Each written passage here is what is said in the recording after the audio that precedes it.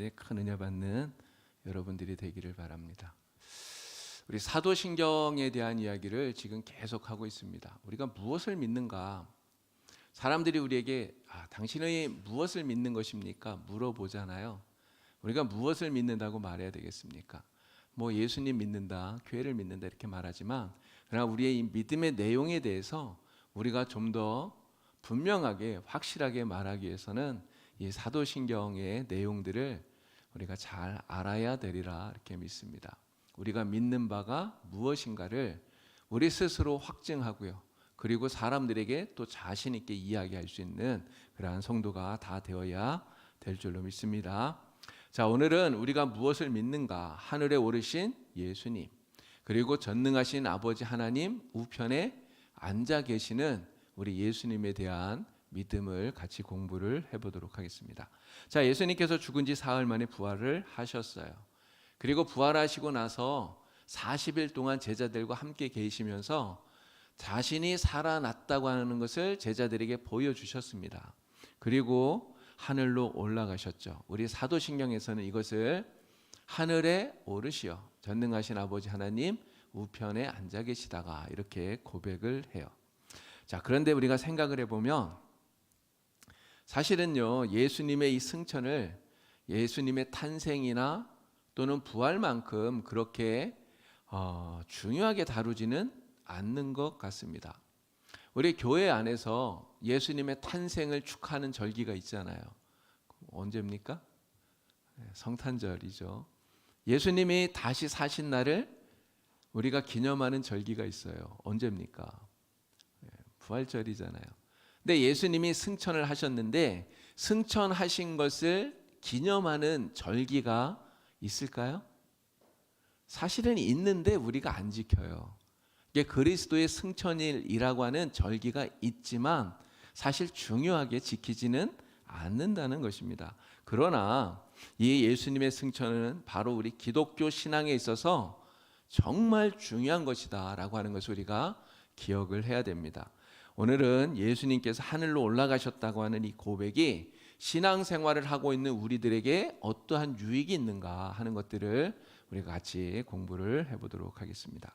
자, 지난 시간에 부활에 대해서 이야기하면서 이 부활의 역사적 사실을 부인하는 몇 가지 주장들이 있다고 이야기를 했어요.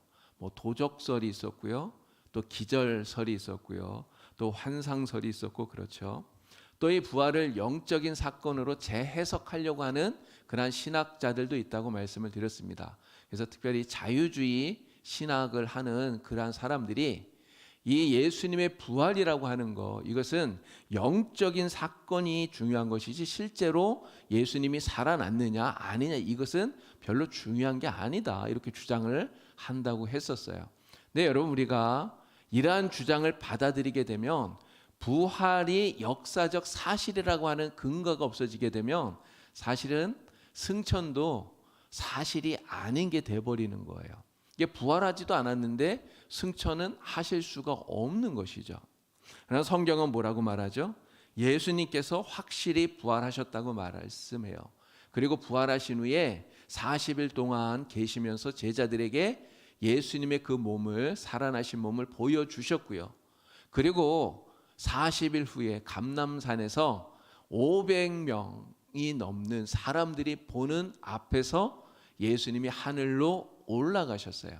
바로 이 승천, 부활이 역사적 사실인 것처럼 예수님의 승천, 하늘로 올라가신 일도 역사적인 사실이다, 분명한 사실이다, 이렇게 기록을 하고 있다라고 하는 것입니다. 자, 우리는 이 사도신경 속에서 예수님께서 낮아지심, 그리고 예수님께서 높아지심에 대해서 고백을 하는데요. 자, 예수님의 낮아지심은 무엇입니까?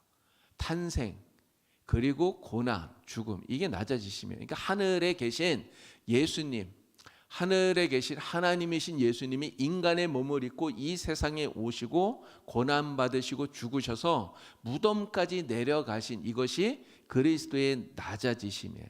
그리고 이제 그리스도의 높아지심은 다시 부활하시고 그리고 승천, 하늘로 다시 올라가셔서 다시 오시는 이 재림이 바로 그리스도의 높아지심 이렇게 말할 수 있습니다. 근데 우리는 이 그리스도의 낮아지심부터 높아지심까지 탄생으로부터 재림까지 이 모든 것들이 바로 역사적인 실제로 일어난 사실이다라고 하는 것을 확실하게 믿고 그리고 고백해야 된다라고 하는 것이죠. 여러분들은 다 사실인 줄 믿으시죠? 예, 믿음으로 고백하는 여러분들이 되기를 바랍니다. 자, 예수님의 승천에 대한 이야기를 하겠습니다. 1961년도에 유리 가가린이라고 하는, 이 당시는 이제 소련이었잖아요. 이 소련의 유리 가가린이 인류 최초로 유인 우주선인 보스토크 1호를 타고 우주로 나갔습니다. 그래서 1시간 29분 동안 지구를 선회해 한 바퀴 도는 거예요. 그리고 다시 돌아왔는데 이 가가린이 했던 말 중에 유명한 말이 지구는 푸르다는 말이 있어요. 이게 우주에 나가서 보니까 지구가 푸르다는 거죠. 그리고 또 한마디 했는데 이렇게 이야기합니다. 내가 하늘에 올라가서 보니까 하나님이 보이지 않더라. 이렇게 이야기를 해요. 그래서 성경에서 예수님께서 하늘로 올라가셨다고 말해요. 지금 성경이 말하는 예수님이 올라간 그 하늘과 가가린이 갔던 그 하늘과 여러분 같은 하늘일까요? 사실은 같은 하늘을 말하는 것은 아니에요. 지금 이 가가린이 말하는, 내가 가봤다고 말하는 이 하늘은 우주 공간이죠. 스카이, 그냥 하늘이에요. 우리가 이렇게 보이는 이 하늘을 말하는 것입니다. 근데 예수님께서 하늘로 오르사, 예수님이 올라가신 하늘은 어딜까요? 그것은 heaven, 천국을 말하는 것이죠. 천국을 말하는 거. 이게 좀 다른 차이가 있다는 것을 우리가 좀 이해를 하고 말씀을 들을 필요가 있습니다. 자, 성경에서 예수님께서 하늘로 올라가시는 장면을 구체적으로 말하고 있는 부분이 두 군데가 나와요. 하나는 사도행전 1장 9절에서 11절, 오늘 우리가 읽은 말씀입니다. 우리 사도행전 1장 9절에서 11절 다시 한번 읽어 보겠습니다. 이 말씀을 마치시고 그들이 보는데 올려져 가시니 구름이 그를 가리어 보이지 않게 하더라. 올라가실 때 제자들이 자세히 하늘을 쳐다보고 있는데 흰 옷 입은 두 사람이 그들 곁에 서서 이르되 갈릴리 사람들아 어찌하여 서서 하늘을 쳐다보느냐, 너희 가운데서 하늘로 올려지신 이 예수는 하늘로 가심을 본 그대로 오시리라 하였느니라. 아멘. 여러분, 예수님께서 세상에 오신 모습은 신비함이에요. 그렇죠? 예수님께서 세상에 오실 때 동정녀의 몸에 성령으로 잉태되어서 세상에 오셨어요. 그거는 우리가 상상할 수 없는 신비한 탄생이잖아요. 근데 이 세상을 떠나실 때, 가실 때도 역시 정말 신비로워요. 여러분, 누가 이렇게 하늘로 그렇게 올라가는 것을 누가 보았습니까? 물론 구약 성경에 보면 에녹과 엘리야가 승천을 했어요. 그런데 누구도 이렇게 승천하는 모습을 본 일이 없어요. 자, 그런데 제자들이 예수님이 이렇게 승천하는 모습을 봅니다. 얼마나 신비로웠겠어요. 하늘을 자세히 이렇게 쳐다보았던 거겠죠. 자, 그런데 예수님께서 승천하시는 이 모습 속에서 우리가 주목해서 보아야 될 장면이 하나 있어요. 바로 구름입니다. 구름. 자, 말씀에 보면 뭐라고 말하냐면 구름이 그를 가리어 보이지 않게 하더라, 이렇게 얘기해요. 여러분, 우리가 그냥 생각해 보면요, 예수님께서 승천하시는데 이게 점점 이렇게 하늘로 위로 올라가시잖아요. 이게 계속 위로 올라가시다가 이게 구름이 떠 있는 거기까지 올라가셔서 구름 속으로 예수님이 들어가셨을 거야, 이렇게 생각을 할 수 있는데, 근데 성경은 지금 뭐라고 말합니까? 예수님이 구름 속으로 들어간 것이 아니라 구름이 와서 예수님을 가렸다라고 하는 거예요. 성경에서 이 구름은 대부분 이 하나님의 영광을 가리키는 것입니다. 하나님께서 이 자리에 와서 계신다라고 하는 하나님의 임재를 가리킬 때 이 구름을 이야기를 해요. 자, 출애굽기 40장 말씀이 계속해서 떠 있는데요, 이 말씀이 바로 그걸 이야기하는 거예요. 구름이 회막에 덮이고, 모세가 회막을 만들었을 때, 회막을 완성하고 나서 하나님께 처음 제사를 드렸을 때 구름이 이 회막에, 성막에 가득했다는 거예요. 그리고 하나님의 영광이 성막에 충만했다는 거죠. 그래서 모세가 이 성막 안에 들어갈 수가 없었다는 거예요. 여러분, 이 구름은 바로 그때 그 성막에 가득 차 있는 하나님의 영광, 사실 눈으로는 그냥은 보이지 않아요. 근데 눈으로 보이지 않는 이 하나님의 영광이 우리 사람의 눈으로 가시적으로 보일 수 있도록 형상화되어서 보여지는 게 바로 구름이었다라고 하는 것입니다. 그래서 이 구름이 가득했다는 것은 하나님께서 그곳에 임재하셨다, 하나님이 영광을 충만하게 받으셨다, 이러한 의미라고 하는 것이죠. 자, 예수님께서 하늘을 오르실 때 구름이 다가와서 예수님을 가려요. 그러니까 예수님을 덮는 것이죠. 이 구름이 예수님을 덮는 이 장면이 우리에게 보여주는 두 가지 의미가 있다는 것입니다. 하나는 예수님께서 이 땅에 내려오시기 전에 원래 예수님이 가지고 계셨던 바로 그 원래의 영광, 성자 하나님으로서의 그 영광을 다시 회복하셨다, 이런 뜻이에요. 예수님은 하나님의 아들, 성자이시잖아요. 이게 그 성자이신 그 하나님으로서의 영광스러운 모습이 회복되었다는 거고요. 그리고 또 하나의 의미는 하늘에 오르시는 예수님을 성부 하나님께서 기꺼이 받아주고 계신다, 이러한 의미로 우리가 이해할 수 있습니다. 지난 시간에 그 말씀을 드렸어요. 예수님께서 무덤에서 다시 살아나신 이 부활, 바로 예수님의 무죄가 확정된 것이다, 이렇게 말씀을 드렸잖아요. 부활을 통해서 예수님께서 죄가 없다고 하는 것을 하나님께서 인정해 주시는 거죠. 이렇게 의롭다고 인정해 주시는 거예요. 그런데 하나님께서 예수님이 하늘로 올라오는 것을 이렇게 구름으로 받아 주심으로써 바로 예수님이 의롭다고 하는 것을 다시 한 번 더 확증하시고 인정해 주고 계신다, 이렇게 말할 수 있는 거예요. 바로 그 증거가 구름이라고 하는 것이죠. 이 하나님의 영광을 상징하는 이 구름으로 예수님을 감싸 주심으로써 예수님이 의로우신 분이시다, 그리고 하나님으로서의 영광이 회복되었다는 것을 우리에게 보여준다라고 하는 것입니다.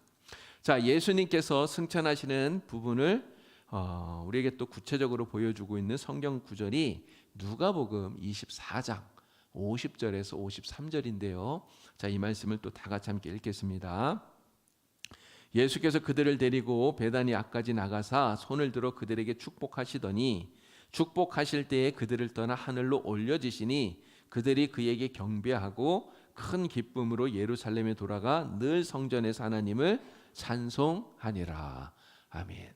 자, 이 말씀을 보면 예수님이 승천하실 때 그 마지막 모습을 우리가 볼 수가 있어요. 예수님이 뭐 하시면서 승천하셨습니까? 뭐 하시면서요? 손을 들어서 그들에게, 제자들에게 축복하시면서 승천하셨다는 거예요. 여러분, 마지막 모습은요, 늘 우리에게 이렇게 각인이 돼요. 누군가의 마지막 모습, 그렇잖아요. 뭐 우리 부모님의 그 마지막 모습, 이런 것들 우리에게 늘 기억에 남잖아요. 이게 예수님의 이 마지막 모습도 역시 제자들에게 각인되어지고 그 기억에 뇌리에 생생하게 남아 있었을 거예요. 근데 그 마지막 모습이 어떤 모습이라고요? 손을 들어서 제자들을 축복하시는 모습, 그 모습으로 예수님이 하늘로 올라가신 거예요.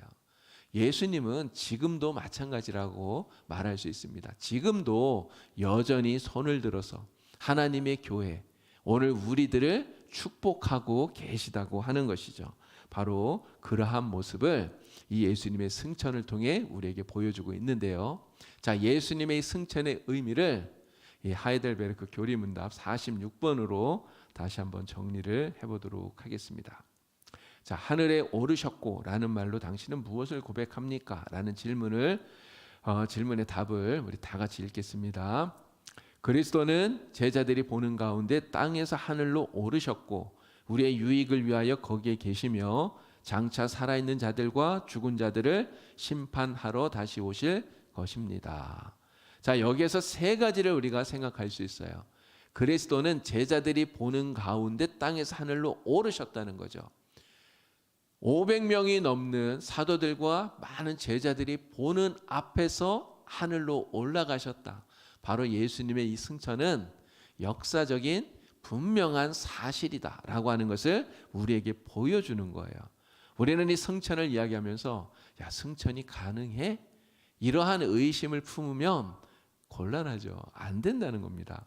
이 승천을 의심하지 말고 이 땅에 완전한 인간으로 오셨던 예수님께서 완전한 하나님으로 다시 하늘로 올라가셨다는 것을 확실하게 믿는 여러분들이 되기를 바랍니다. 자, 하이델베르크 교리문답에서 우리에게 가르쳐주는 예수님의 승천의 또 하나의 의미는 이거예요. 우리의 유익함을 위해서 승천하셔서 하나님 우편에 계신다는 거예요.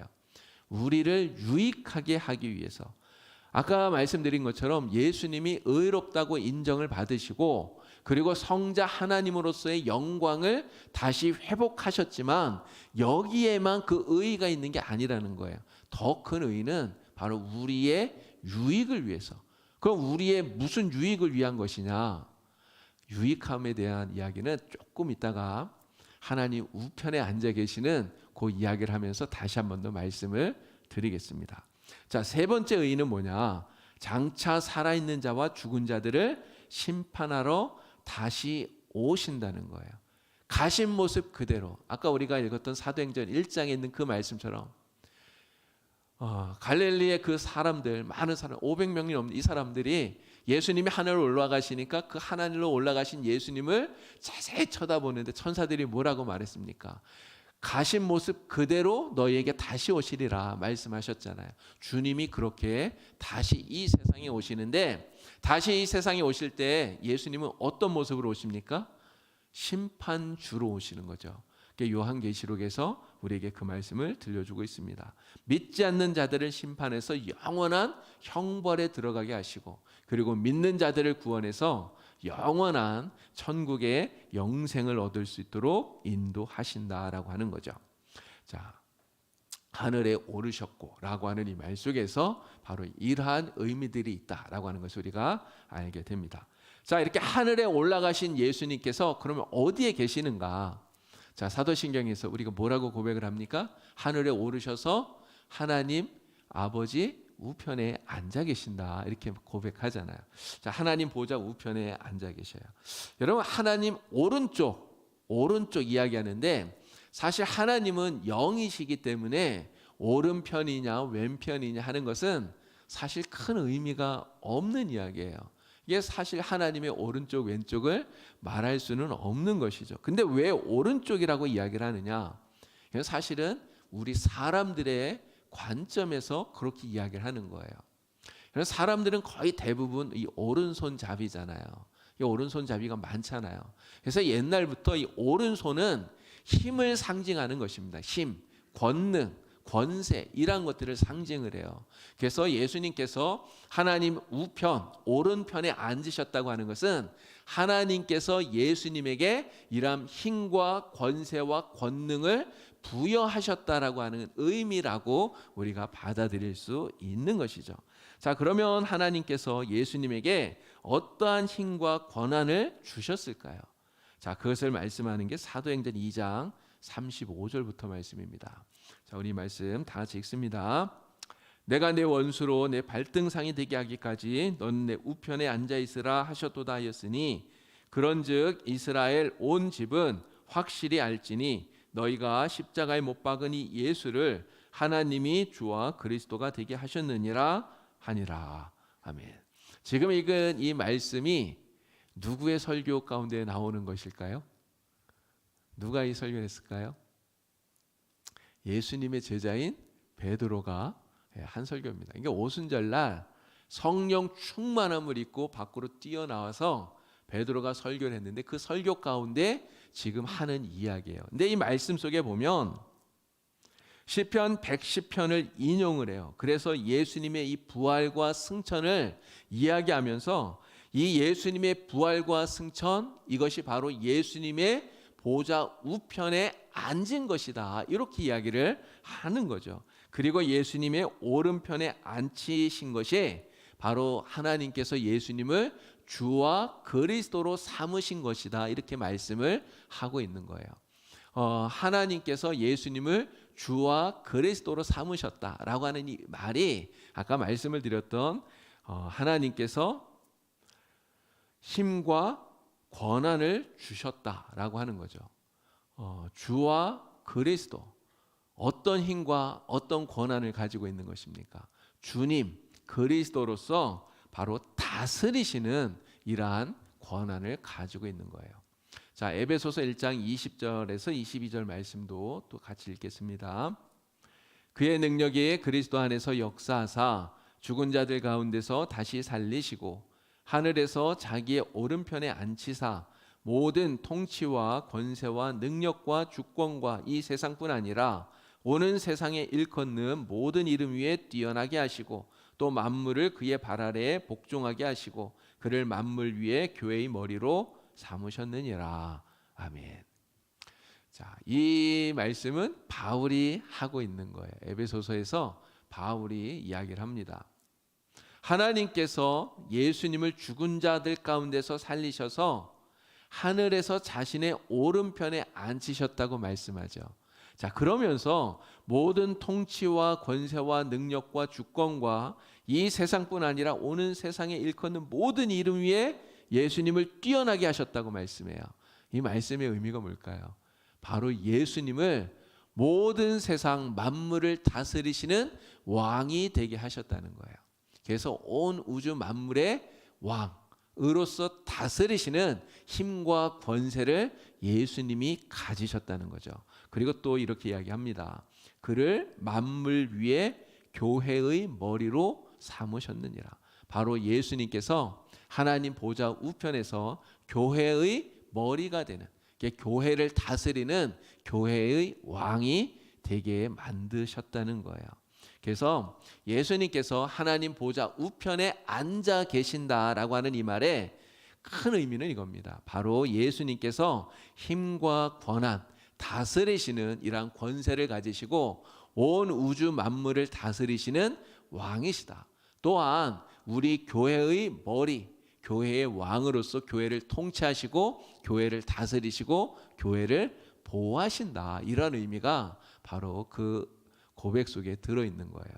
자, 그러면 예수님은 이 하나님 보좌 우편에서 세상을 다스리시고 통치하시고 이것만 하실까요? 사실은 그렇지 않아요. 자, 아까 예수님이 하늘에 올라가신 것이 우리의 유익함을 위해서라고 말씀을 드렸잖아요. 바로 여기에 우리의 유익함이 있습니다. 어떤 이야기냐면 바로 우리를 위해서 하나님 보좌 우편에서 하나님께 간구해 주시려고 그래서 올라가셨다는 이야기예요. 자, 로마서 8장 33절 34절 말씀인데요. 이 말씀 우리 큰 소리로 함께 읽겠습니다. 누가 능히 하나님께서 택하신 자들을 고발하리요? 의롭다 하신 이는 하나님이시니 누가 정죄하리요? 죽으실 뿐 아니라 다시 살아나신 이는 그리스도 예수시니 그는 하나님 우편에 계신 자요 우리를 위하여 간구하시는 자시니라. 아멘. 이 말씀 속에 보면 예수님이 하신 일 세 가지가 나와요. 우리를 위해서 죽으셨다는 거죠. 그리고 우리를 위해서 살아나시고, 그리고 또 한 가지가 뭡니까? 우리를 위하여 간구하신다. 간구하신다. 이런 간구가 무엇입니까? 간구가 간절히 구하는 게 간구죠. 간절히 구하는 거. 근데 나를 위해서 구하는 게 아니고요. 다른 사람을 대신해서 하나님께 간절히 구하는 요거 이야기하는 거예요. 여러분, 우리가 다른 사람을 대신해서 하나님께 간절히 구하는 기도를 뭐라고 그럽니까? 중보기도라 그러잖아요. 그래서 사실은 하나님 보좌 우편에서 다른 사람을 위해서 간절히 구하는 이 중보기도는 엄밀히 말해서 예수님밖에는 할 수 있는 분이 없어요. 그 중보기도는 사실은 예수님만 하실 수 있는 거예요. 그런데 오늘 우리가 하는 기도도 우리는 중보기도라고 이야기를 합니다. 다른 사람을 위해서, 교회를 위해서 우리가 기도할 때, 근데 사실 이 중보기도라고 하는 이 말의 의미가 그렇다는 것을 우리는 알면서 이 중보기도라고 하는 이 말을 사용을 해야 되는 것이죠. 자, 죄인은 우리가 하나님 앞에서 당당할 수 있는 이유가 있어요. 여러분, 사실 죄인은 하나님 앞에 당당할 수 없습니다. 여러분, 자식이 죄를 지으면 아버지나 어머니 얼굴을 똑바로 못 봐요. 그렇잖아요. 잘못한 게 있으면 부모님 얼굴을 눈을 똑바로 못 봐요. 눈을 마주치지 못하고 자꾸 눈을 돌리고 자꾸 말을 돌리고 막 이렇게 하잖아요. 왜 그럽니까? 죄가 있기 때문에, 잘못한 게 있으니까. 우리가 하나님 앞에 죄를 여전히 가지고서는 하나님 앞에 절대로 당당하게 나설 수 없어요. 근데 여러분들이 오늘 이 수요 예배 가운데도 우리 하나님 앞에 당당하게 오실 수 있는 이유가 무엇입니까? 예수님께서 우리 죄를 대신 짊어지고 죽으셨기 때문이잖아요. 그런데 우리가 깊이 생각할 게 이거예요. 예수님이 우리를 위해서, 우리가 이 죄를 해결하게 하고 하나님 앞에 당당하게 나서게 하기 위해서 하신 일이 십자가에서 죽으신 일 뿐이냐? 사실은 그렇지 않다는 거예요. 십자가에서 죽으신 이 일뿐만 아니라 우리를 위해서 다시 살아나셨고요. 그리고 하늘에 오르시고 하나님 보좌 우편에 앉으신 이 모든 것들이 다 우리가 하나님 앞에 당당하게 나서게 하시려고 예수님이 우리를 위해서 하신 일이다라고 하는 거예요. 예수님의 부활과 십자가 죽음, 부활, 승천, 보좌 우편에 앉으심, 이 모든 것들이 바로 우리의 구원을 위해서 예수님께서 하신 일이라는 거죠.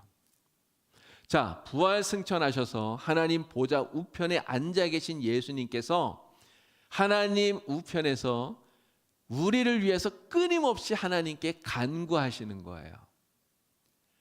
그렇기 때문에 아무도 우리를 고발하거나 정죄하지 못한다는 거예요. 여러분, 마귀가 우리를 정죄합니다. 여러분, 우리는 정말 연약한 사람들이에요. 우리는 진짜 부족하지 않습니까? 내가 진짜 하나님 말씀대로 살아야지 아무리 다짐하고 다짐해도 여러분, 우리는 죄를 지어요. 우리는 하나님 앞에서 범죄하지 말아야지 정말 다짐하는데도 불구하고 또 범죄하고 자꾸만 넘어진단 말이에요. 여러분, 그럴 때 마귀가 우리의 마음에 뭐라고 말합니까? 야, 너 같은 게 무슨 하나님 아들이야? 너 같은 게 무슨 하나님의 딸이야? 네가 무슨 하나님 자녀야? 이렇게 우리를 정죄한단 말이에요. 하나님을 향해서 우리를 가리키면서 고발해요. 아니, 하나님, 저런 게 무슨 하나님의 자녀입니까? 고발해요. 그런데 마귀가 우리를 정죄하거나 고발하지 못하는 이유가 어디에 있나요? 예수님께서 지금도 여전히 하나님 보좌 우편에서 우리를 위해서 끊임없이 간구해 주고 계시기 때문에, 그래서 마귀가 우리를 고발하거나 정죄하지 못한다고 하는 거예요. 여러분, 정말 하나님의 은혜, 우리 주님의 은혜가 너무너무나 감사한 거죠. 예수님이 십자가에서 죽으실 뿐만 아니라 살아나셔서 하늘로 올라가시고 하나님 보좌 우편에 앉아 계신 게 하나님으로서의 영광을 회복하는 여기에만 의미가 있는 게 아니라 바로 우리를 위해서 그렇게 하셨다고 하는데 더 큰 의미가 있다고 하는 거예요. 그게 정말 감사한 것이죠. 자, 히브리서 7장 25절 말씀도 보도록 하겠습니다. 자, 우리 다 같이 크게 읽겠습니다. 그러므로 자기를 힘입어 하나님께 나아가는 자들을 온전히 구원하실 수 있으니 이는 그가 항상 살아 계셔서 그들을 위하여 간구하심이라. 아멘. 이 말씀 속에도 간구한다는 이야기가 나오잖아요. 그가 항상 살아 계셔서, 예수님이 지금도 항상 살아 계셔서 하나님 보좌 우편에서 우리를 위해서 간구하고 계시는 거예요. 여러분, 예수님께서 제자들에게 그런 이야기 하셨잖아요. 내가 떠나가는 것이 너희에게 유익하다, 이렇게 말씀하셨어요. 왜 예수님이 세상에 우리와 계속 같이 있으면 더 좋은데 왜 떠나가는 게 우리에게 더 유익하다고 말합니까? 바로 여기에 그 의의가 있는 거죠. 예수님이 떠나가심으로써 우리에게 성령을 보내주셨잖아요. 그래서 성령이 우리와 함께하게 하시고, 그리고 예수님은 지금 하나님 보좌 우편에서 끊임없이 우리를 위해서 간구해 주시고, 그래서 우리가 정말 하나님의 자녀로 부족함에도 연약함에도 그래도 우리가 끊임없이 하나님 자녀로 이렇게 당당하게 살아갈 수 있게 되는 거예요. 얼마나 감사한지 모릅니다. 자, 우리는 이것을 늘 기억해야 돼요. 예수님의 죽으심도 살아나심도 하늘에 올라가심도 그리고 하나님 보좌 우편에 앉아 계심도, 여러분, 이게 다 누구를 위한 거라고요? 우리를 위한 것. 나를 위한 것이다. 우리는 이 믿음을 가지고 그리고 이 사도신경을 고백해야 되는 것입니다. 어떤 성도가요, 건강검진을 했는데 위에 종양이 생겼다고 하는 그런 진단을 받았어요. 근데 이제 의사 말이 아직 암으로 발달하지는 않았는데, 커지지는 않았는데 이게 암이 될지도 모르니까 정말 조심해야 된다, 이제 그런 이야기를 한 거예요. 그냥 얼마나 걱정이 되겠습니까? 진짜 걱정이 되죠. 그래서 목사님을 찾아와서 목사님, 제가 이런 상황인데 좀 기도해 달라고 이렇게 부탁을 하고요. 또 자기도 열심히 기도를 했대요. 그리고 이제 계속해서 이렇게 검진을 받는데, 근데 얼마 후에 병원을 갔더니 의사가 하는 말이 그 종양이 사라졌습니다. 이야기를 하더래요. 종양이 사라졌다고. 여러분 정말 좋겠죠? 얼마나 기뻤겠어요. 그래서 목사님 찾아가서 목사님 기도 많이 해주셔서 제가 이렇게 깨끗이 나왔습니다. 감사합니다. 이야기를 하더래요. 여러분, 우리 성도님들 가운데도 가끔 이렇게 목사님 기도 많이 해주셔서 뭐 일이 잘 풀렸습니다, 이렇게 얘기하시는 분들이 계셔요. 여러분, 목사는 진짜 성도들을 위해서 열심히 기도해야 됩니다. 제가 열심히 기도해요. 여러분들을 위해서 많이 기도해야 됩니다. 그런데 제가 오늘 이 말씀을 읽으면서 그런 생각이 들어요. 여러분, 목사가 열심히 기도했기 때문에 여러분들이 잘 되고 형통하고, 물론 그럴 수도 있겠죠. 근데 정말 여러분들이 잘 되고 형통하는 이유가 뭔지를 알았어요. 그 이유가 무엇 때문인지. 여러분, 누구 때문인지 아십니까? 예수님 때문이에요. 말씀드렸잖아요. 예수님이 뭐 하신다고요? 하나님 보좌 우편에서 여러분들을 위해서 끊임없이 기도하시고 간구하시고 여러분들을 끊임없이 도와주시기 때문에 정말 예수님 덕분에 여러분들이 형통하고 여러분들이 잘 되는 거예요. 믿으십니까? 진짜 우리가 이 믿음을 가지고 정말 하나님의 은혜에, 우리 주님의 은혜에 감사하면서 살아야 될 줄로 믿습니다. 하늘에 오르신 주님이 우리를 위해서 끊임없이 중보하신다. 끊임없이 나를 위해서 간구하고 계신다. 여러분, 이 믿음을 가지고 우리가 신앙 고백을 할 때마다 정말 주님의 은혜에 감사할 수 있는 저와 여러분들 다 되시길 우리 주님의 이름으로 간절히 축원합니다. 기도드리겠습니다. 하나님 아버지, 우리를 위해서 십자가에서 죽으실 뿐 아니라 다시 살아나시고 또 하늘에 오르셔서 하나님 보좌 우편에서 우리를 위해서 오늘도 끊임없이 간구하고 계시는 우리 주님을 기억합니다. 우리가 사도신경에서 이 부분을 고백할 때 정말 주님의 그 은혜와 사랑을 기억하고 하나님께 감사할 수 있는, 주님의 그 사랑에 감격하는 오늘 우리들 다 되게 주여 인도하여 주시옵소서. 주님을 향한 우리의 사랑과 우리의 믿음이 더욱더 굳건하여 지게 하여 주시고 우리의 믿음이 더욱더 자라날 수 있도록 하나님 인도하여 주시옵소서. 예수님의 이름으로 기도하옵나이다. 아멘.